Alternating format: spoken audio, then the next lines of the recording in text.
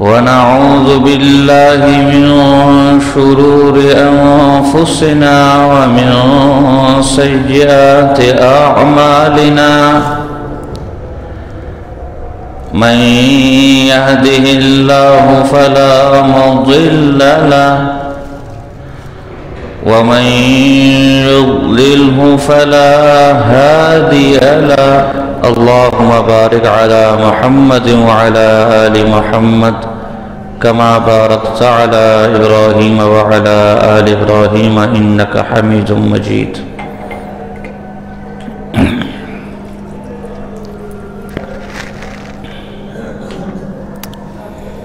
جزاك الله.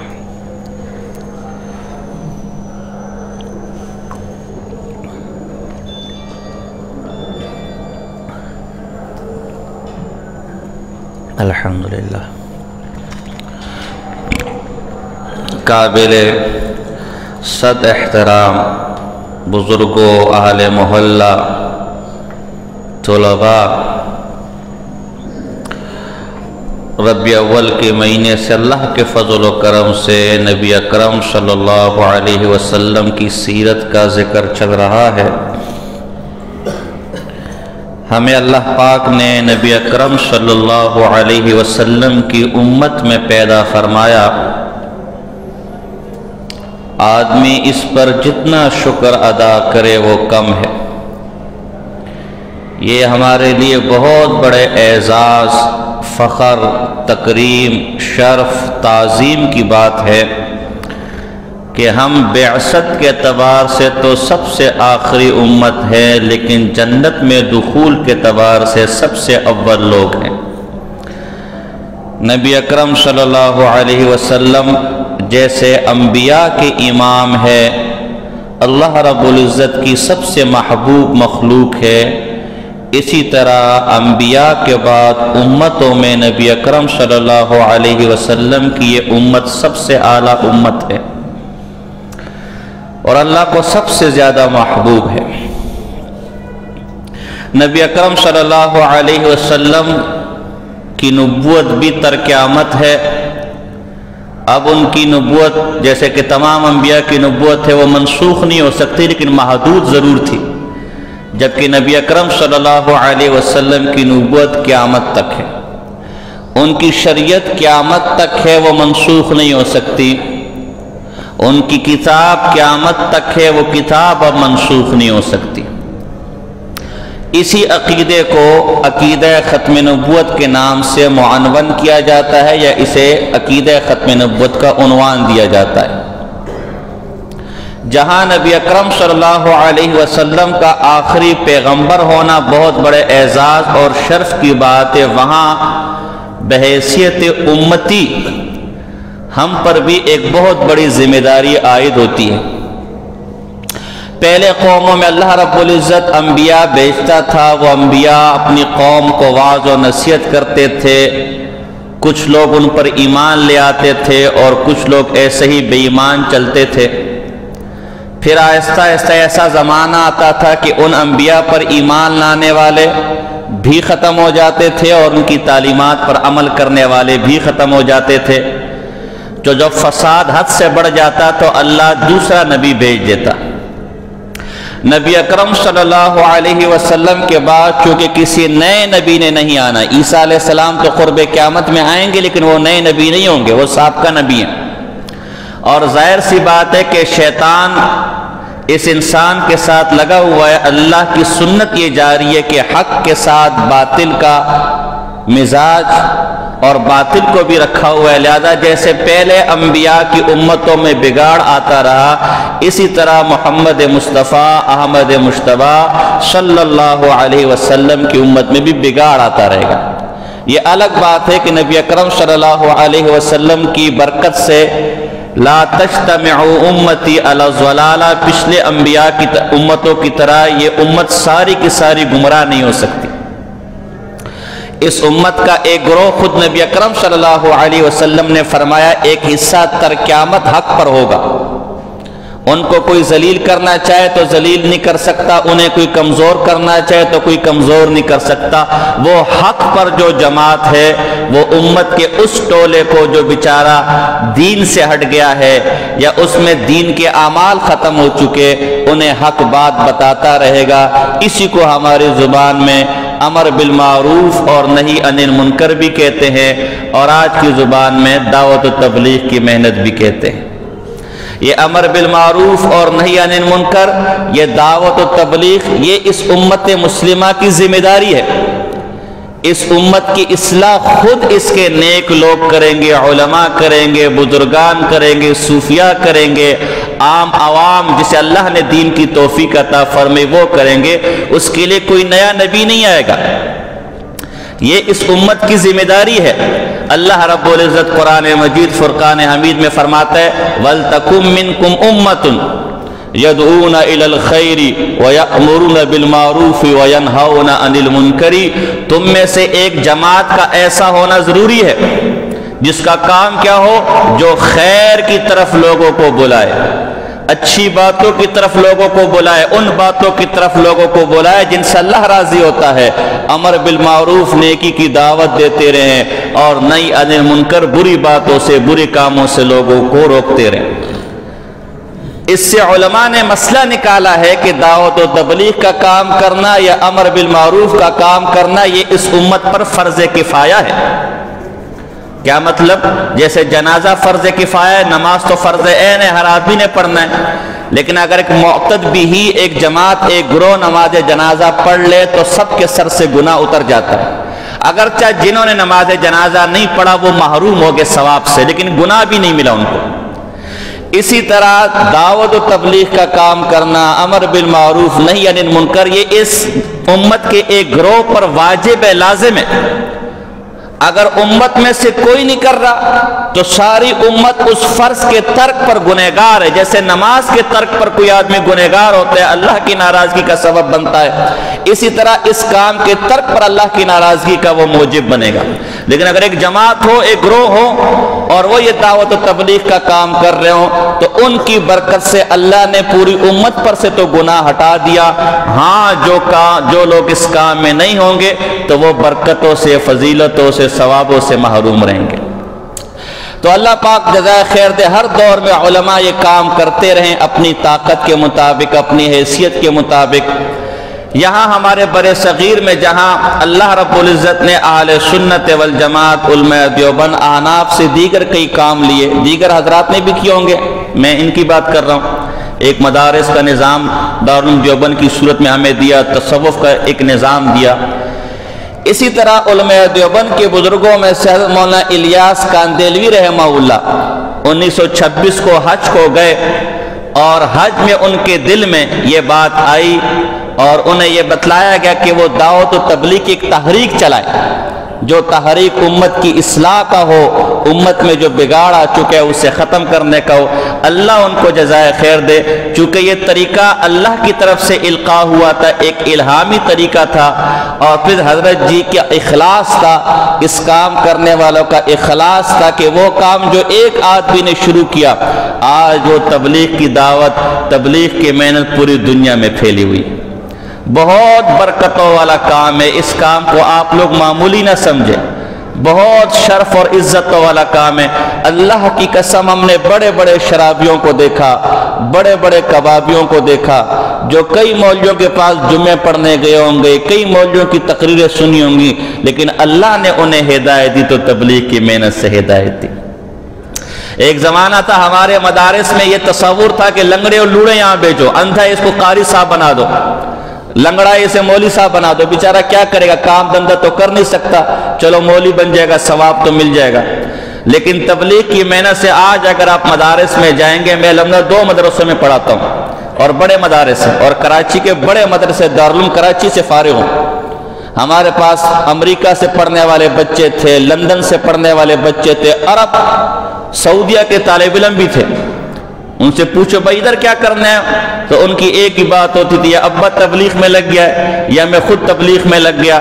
اللہ نے مجھے دین پر چلنے کی توفیق عطا فرمائی، دل میں شوق پیدا ہوا، میں مدرسے کے اندر آ گیا۔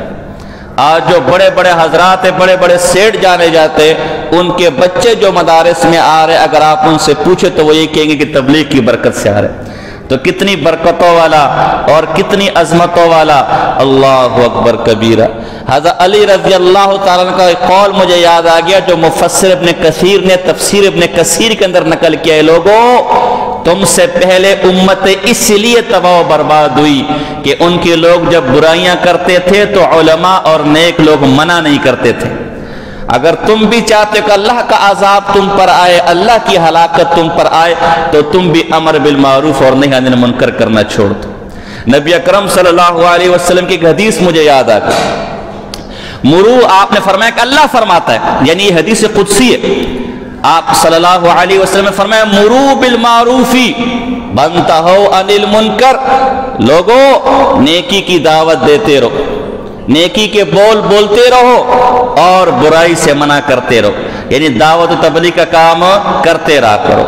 اگر تم ایسا قبلہ، اس سے پہلے کہ ان تدعونی فلا اجیب لکم، تم مجھ سے دعا کرو میں تمہاری دعا قبول نہ کروں، تسألونی فلا اعطیکم، تم مجھ سے سوال کرے اللہ مجھ پر پریشانی آ گئی، مجھ پر مشکل آ گئی، مجھ پر مصیبت آ گئی، میں تمہاری دعائیں قبول نہ کروں، وَتَسْتَنْصُرُونِي فَلَا أَنْصُرَكُمْ، اور تم مجھ سے مدد مانگو اور میں تمہاری مدد نہ کروں۔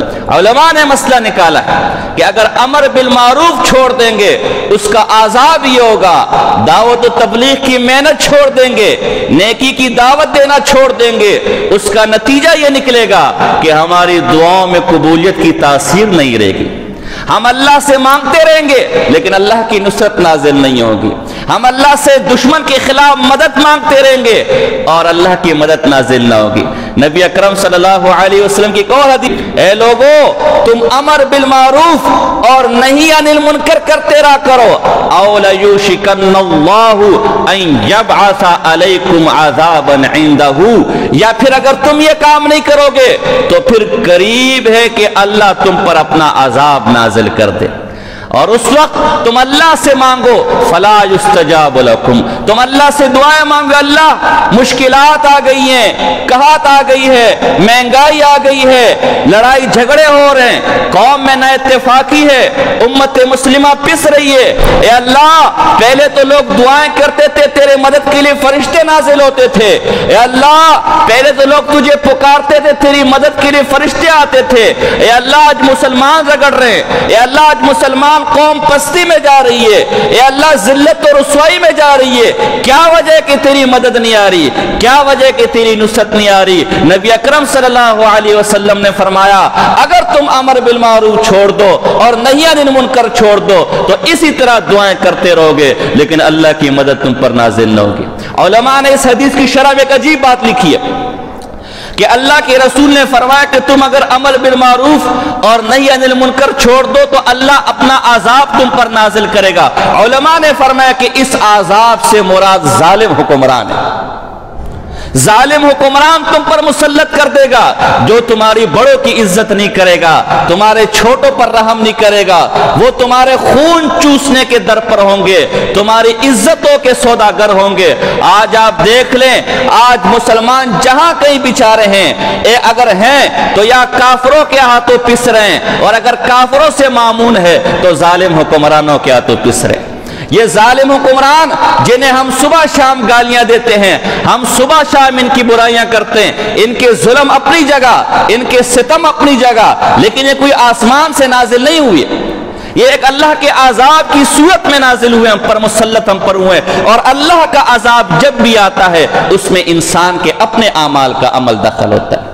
تو ہم اس پر غور کریں کہ آج جو حکمران ہم پر نازل ہے، ہم دعائیں مانگ رہے لیکن ہم سکھ کا دن نہیں دیکھ رہے، ہم دعائیں مانگ رہے لیکن چین کسی جانب نصیب نہیں ہو رہا، ہم دعائیں مانگ رہے لیکن ہمیں ذلیل و رسوا کیا جا رہا ہے۔ یہ حکمران نہ ہمارے بڑوں کی عزت کر رہے نہ ہمارے چھوٹوں پر، جہاں اس کے دیگر کئی اسباب ہے وہاں ایک سبب یہ ہے کہ اس امت نے نیکی کی دعوت دینا چھوڑ دیے۔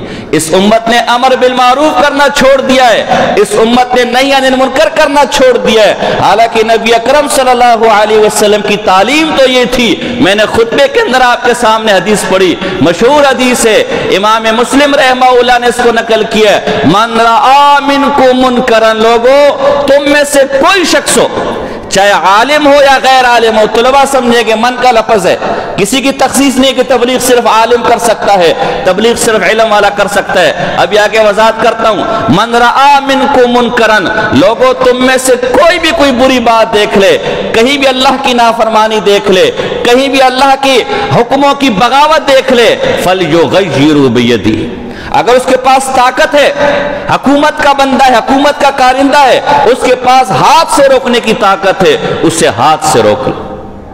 فَإِن لَّمْ يَسْتَطِعْ، اگر ہاتھ سے روکنے کی طاقت نہیں ہے اس بیچارے کے پاس، کوئی مولوی ہے، کوئی عامی ہے، کوئی تبلیغی ہے، تو پھر تبلیغ یہ ہے کہ اس کو اپنی زبان سے روکے، اور اگر زبان سے بھی طاقت نہیں ہے تو کم سے کم اتنا تو کر لے، اتنا تو کر لے کہ کم سے کم دل میں اس کا برا سمجھے کہ کام برا یہ کر رہا ہے۔ وَذَلِكَ أَضْعَفُ الْإِيمَانِ، یہ دل میں جو برا سمجھنا ہے یہ ایمان کا سب سے ضعیف درجہ۔ تو ایمان کا جو دوسرا اعلیٰ درجہ، ایک درجہ تو حکمرانوں کے، کہ حکمران ایسے ہونے چاہیے تھے کہ کہیں امر بالمعروف کرنا ہو، کہیں برائی سے روکنا ہو تو ڈنڈا لے کر روکتے کہ انسان کے بچے بن جاؤ، لیکن حکمران خود ظالم ہے۔ تو ایمان کا دوسرا درجہ یہ ہے، اللہ نے آپ کو یہ درجہ نصیب کیا ہے، اگر آپ یہ کام کر رہے ہیں کہ کہیں برائی ہوتے ہوئے دیکھے اسے منع کیا جائے، اور کہیں چلے تو نیکی کی دعوت دے۔ لیکن آج امت مسلمہ کا یہ حال ہے ہم میں سے اکثر کہ وہ نیکی کی دعوت کیا دیں گے، وہ اچھائی کی دعوت کیا دیں گے، ان کے سامنے تک اور گناہ ہو رہا ہو ان کے کانوں پر جو تک نہیں رینگتی۔ بیٹا فلمیں دیکھ کر آیا ہے، بیٹا چرس پی کر آ رہے، گٹکے کھا رہے، سگریٹ پی رہے، گالیاں دے رہے، چلنے دو میرے بھائی، بچہ خود ہی ٹھیک ہو جائے گا۔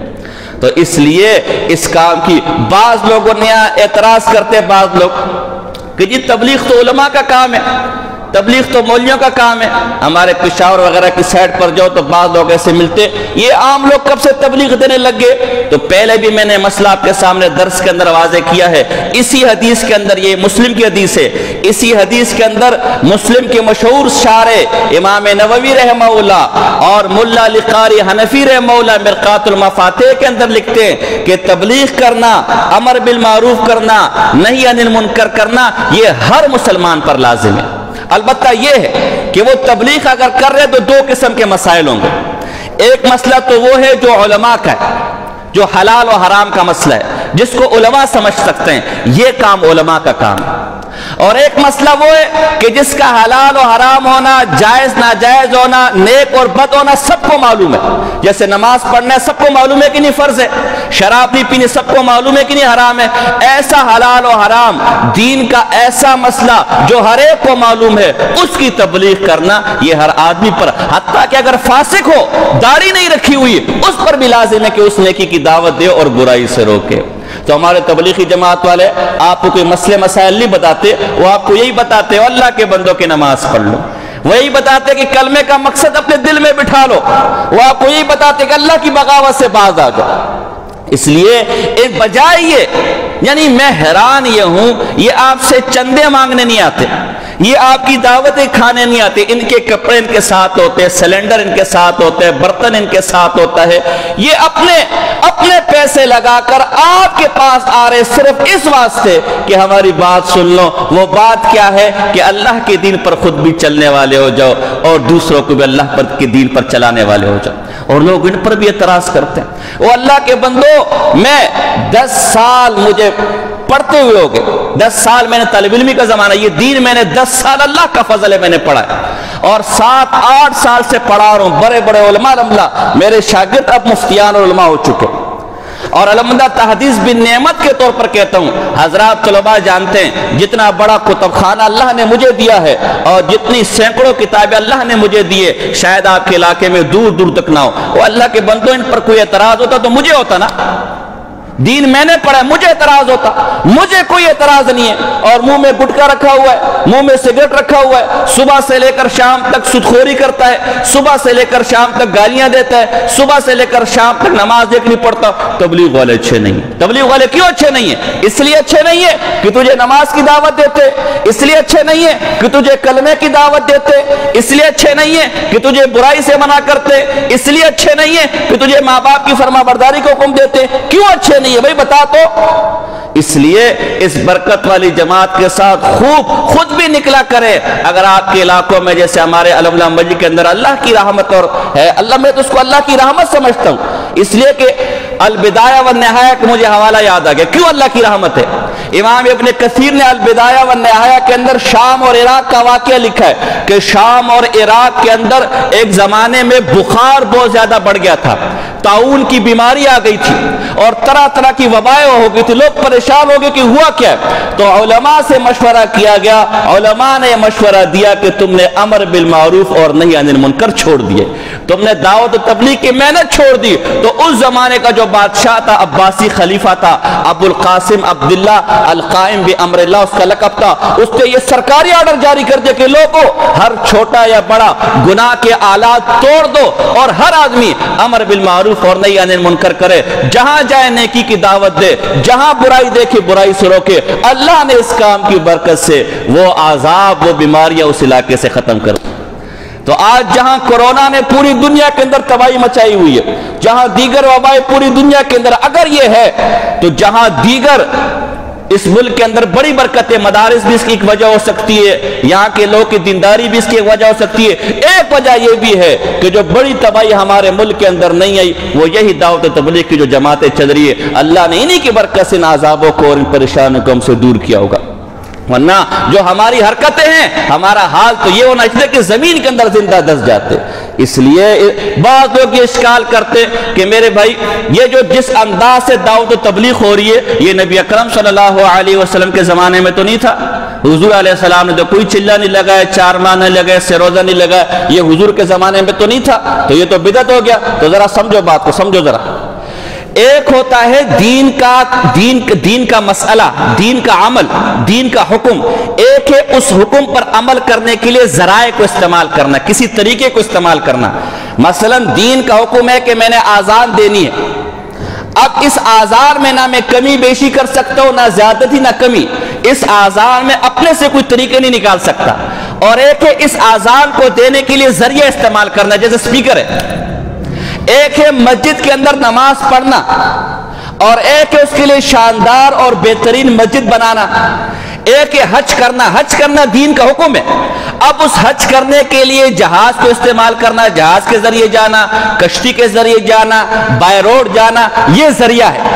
تو دین وہ ہم نے اختیار کرنا ہے جو نبی اکرم صلی اللہ علیہ وسلم بتا کر گئے، اور ذرائع کے اندر دین نے آپ کو کھلا چھوڑا ہوا ہے۔ اگر دین کے کسی مسلمہ اصول سے وہ ذریعہ ٹکراتا نہیں ہے تو آپ جو ذریعہ استعمال کرنا چاہیں استعمال کر سکتے، شریعت نے اس کو آپ کو منع نہیں کیا۔ ورنہ یہ سپیکر نبی اکرم صلی اللہ علیہ وسلم کے زمانے میں تھا، یہ مائک نبی اکرم کے زمانے میں تھا، یہ سنگ مرمر نبی اکرم کے زمانے میں تھا۔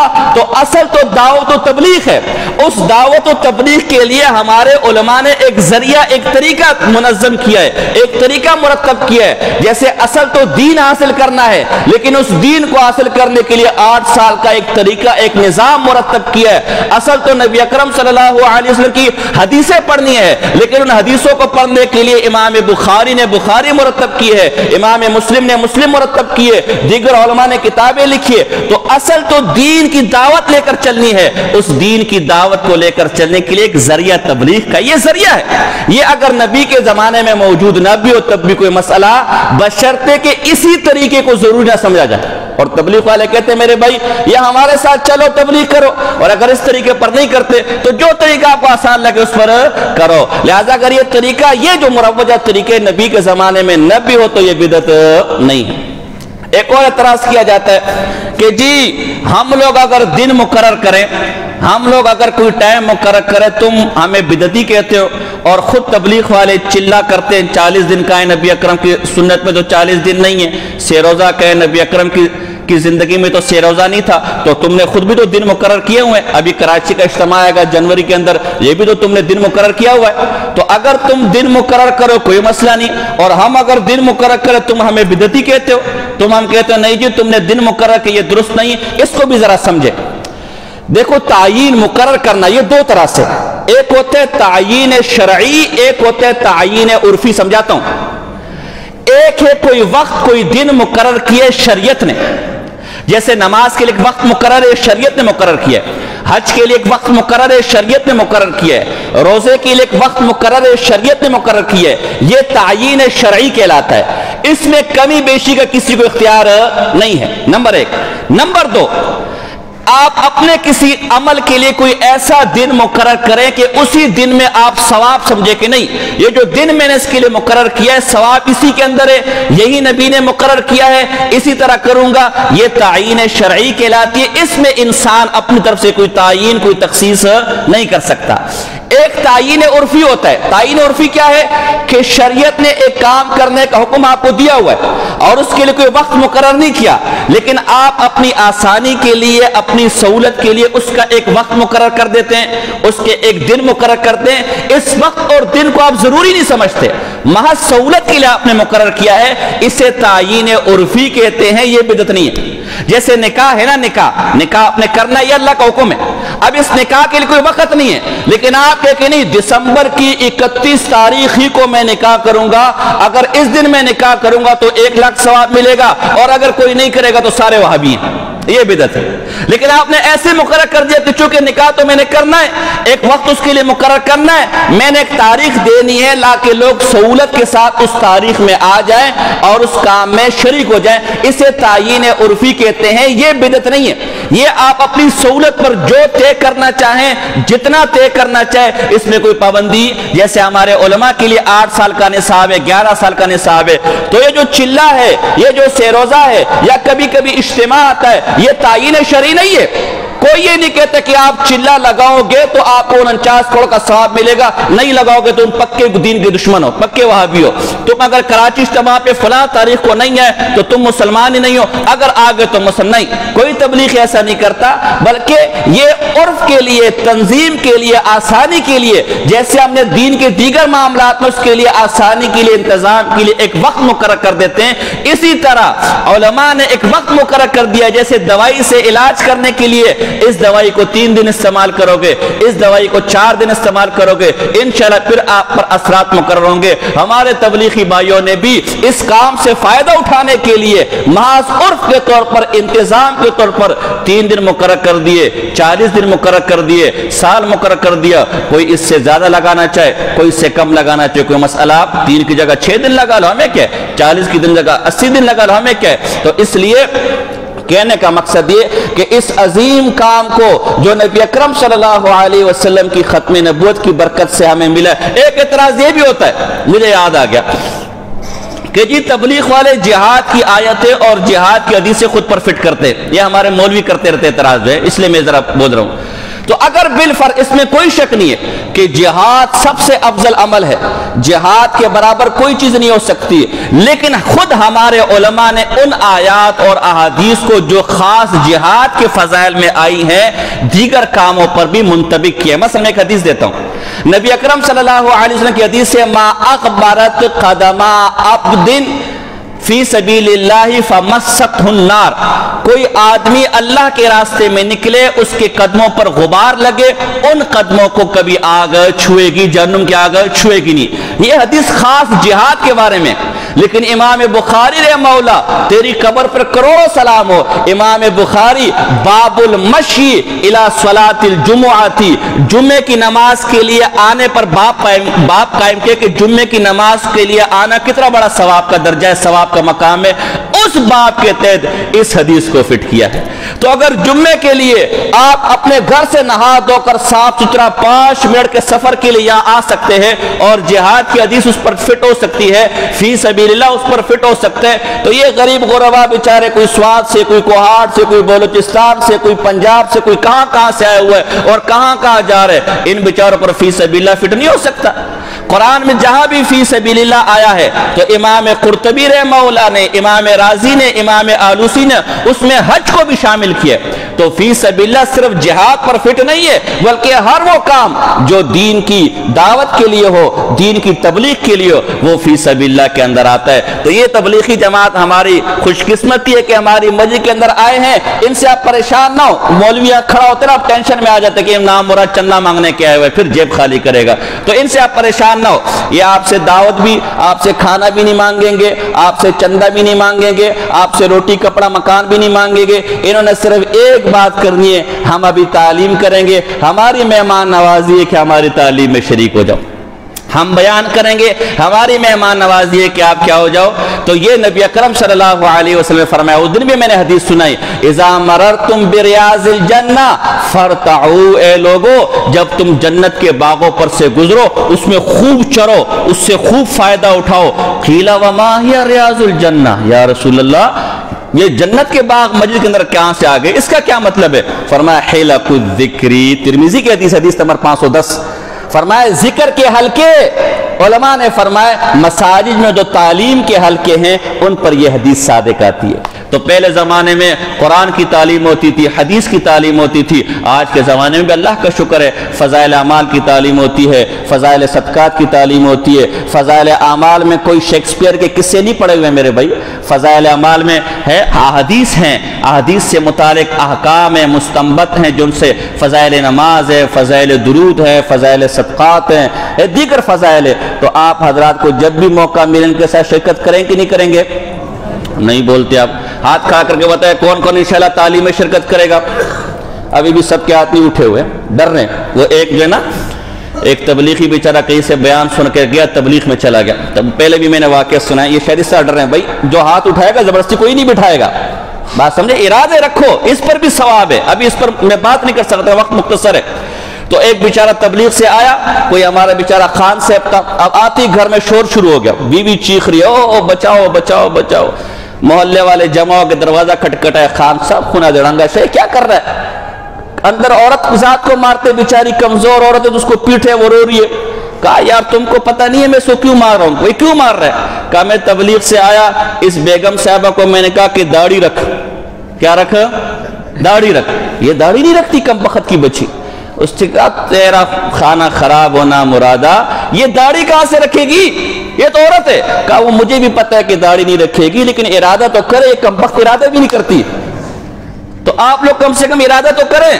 ہاتھ اٹھے کون کون بھائی کہے گا انشاءاللہ ہم تعلیم میں شریک ہوں گے، کوئی نہیں زبردستی لے کر جائے گا، ڈرو نہیں انشاءاللہ۔ تعلیم میں ان کی تعلیم ہوگی ابھی زور کے بعد یا عشاء مغرب جب بھی، اور ابھی تو جماعت آئی ہوئی، جماعت نہ بھی آئی ہو، ہمارے یہاں ماشاءاللہ بدھ کو گشت ہوتا ہے اور بیان، اس میں کیا کیا کریں؟ شرکت کیا کریں، فائدہ ہوگا۔ علماء نے لکھا ہے کہ جو شخص یہ چاہتا ہے نا کہ نبی اکرم صلی اللہ علیہ وسلم کی مجلس میں بیٹھے، اللہ اکبر، اسے چاہیے کہ احادیث کی مجلس میں بیٹھے۔ تو آپ تو ماشاءاللہ عامی لوگ ہیں، ایک حدیث کی مجلس میرے مدرسے میں، وہاں آپ کو 8 سال لگانے پڑیں گے، اور ایک حدیث کی مجلس فضائل اعمال کی، اس میں اللہ نے آپ کو مسجد کے اندر دے دیے، تو اس کے اندر بیٹھنا گویا نبی اکرم صلی اللہ علیہ وسلم کی مجلس میں بیٹھنے، اس لیے کہ وہاں پر بھی یہی باتیں ہوتی تھی۔ تو ایک بات تو ہے۔ دوسری بات، مختصر وقت پورا ہو گئے، مختصر ایک بات کرنی ہے۔ آپ حضرات نے سنا ہوگا کہ ہمارے طائق روڈ کے اندر ایک مدینہ مسجد ہے، اس کو گرانے کے لیے سپریم کورٹ نے جو ہے کوئی آرڈر وغیرہ جاری کیے ہیں۔ یہ مسئلہ سن لے کہ ہم اس پلیٹ فارم سے حکومت سے اپیل کرتے ہیں کہ وہ جج صاحبان اور وہ عدلیہ ہمارے لیے قابل احترام ہے، لیکن یہ اپنے فیصلے پر نظر ثانی کرے۔ یہ مسجد 30 سال پرانی مسجد ہے، اور اللہ کا گھر ایک دفعہ بن جائے تو تر قیامت وہ اللہ کا گھر ہے، وہاں کچھ اور نہیں بن سکتا۔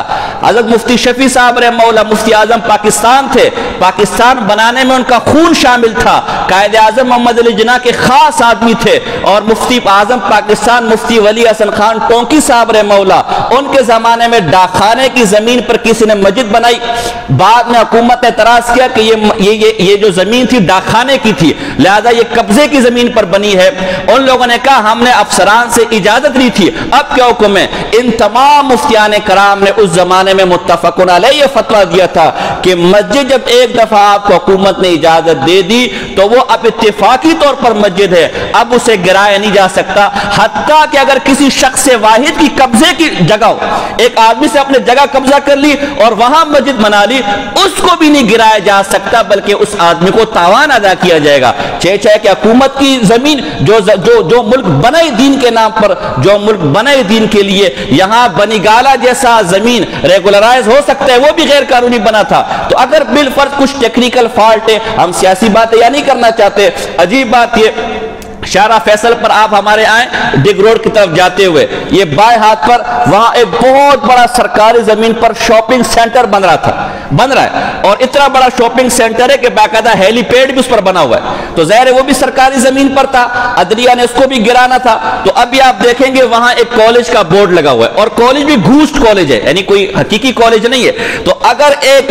قبضے کی عمارت پر کالج کا بینر لگا کر، وہ بھی گھوسٹ کالج کا بینر لگا کر اسے لیگل کیا جا سکتا ہے، تو اس پر تو 30 سال سے اللہ کے گھر کا لیبل لگا ہوا ہے، اور لیبل بھی گھوسٹ نہیں ہے، وہاں لوگ نماز پڑھ رہے ہیں۔ پارک ہے، محلے والوں کو پارک نہیں چاہیے، محلے والوں کو مسجد چاہیے، پارک آگے بنا ہوا ہے۔ اللہ فرماتے وَمَنْ أَظْلَمُ مِمَّنْ مَنَعَ مَسَاجِدَ اللَّهِ أَنْ يُذْكَرَ فِيهَا اسْمُهُ وَسَعَىٰ فِي خَرَابِهَا، اس سے بڑا ظالم کون ہوگا جو اللہ کے نام سے مساجد کو روکے اور مساجد کی تباہی اور بربادی میں اپنا حصہ ڈالے۔ آپ ابراہ نہ بنے، یہ ملک اسلام کے نام پر بنا ہے۔ اس لیے آپ تمام حضرات سے بھی اپیل ہے کہ جہاں جہاں آپ کی طاقت جاتی ہے، جہاں جہاں آپ کی بات سنی جاتی ہے، وہاں اس مسجد کا مقدمہ اٹھائے، اور اگر سرکاری حضرات سے آپ کے رابطے انہیں سمجھائیں کہ میرے بھائی اگر مسجد بن بھی گئی ہے، اب یہ اللہ کا گھر ہے، کوئی ٹیکنیکل فالٹ ہے اسے ختم کیا جا سکتا ہے، بڑی بڑی کرپشن ہوئی ہے، وہاں آپ نے پینلٹی دے دی، وہاں جرمانہ ادا کر دیا، اس کو لیگل کر دیا گیا، تو اللہ کا گھر لیگل کیوں نہیں کیا جا سکتا؟ اس لیے جہاں جہاں تک آپ کی بات جاتی ہے، جہاں جہاں تک آپ کی سنی جاتی ہے، اور اس مسجد کا دفاع آپ کریں، اس مسجد کی بات کریں، تاکہ حکومت اپنے فیصلے پر اور یہ جج ہمارے جو قابل احترام ہے اپنے فیصلے پر نظر ثانی کریں۔ اور اگر اس کے علاوہ اس کے لیے قانون کے دائرے میں، شرط ہے قانون اور آئین کے دائرے میں کوئی پرامن احتجاج ہو تو اس احتجاج میں بھی آپ ضرور شرکت کریں۔ یہ مساجد اللہ کا گھر ہے، اگر میرے گھر کی طرف کوئی بری نظر سے دیکھے گا میں بچانے کے لیے نکلوں گا، یہ تو پھر بھی اللہ کا گھر ہے۔ تو انشاءاللہ اس کے لیے کوشش کریں گے نہیں کریں گے؟ زور سے کہہ دیں انشاءاللہ، زور سے کہہ دیں۔ اللہ آپ کو رضائے خیر دے۔ وما علینا الا البلاغ المبین۔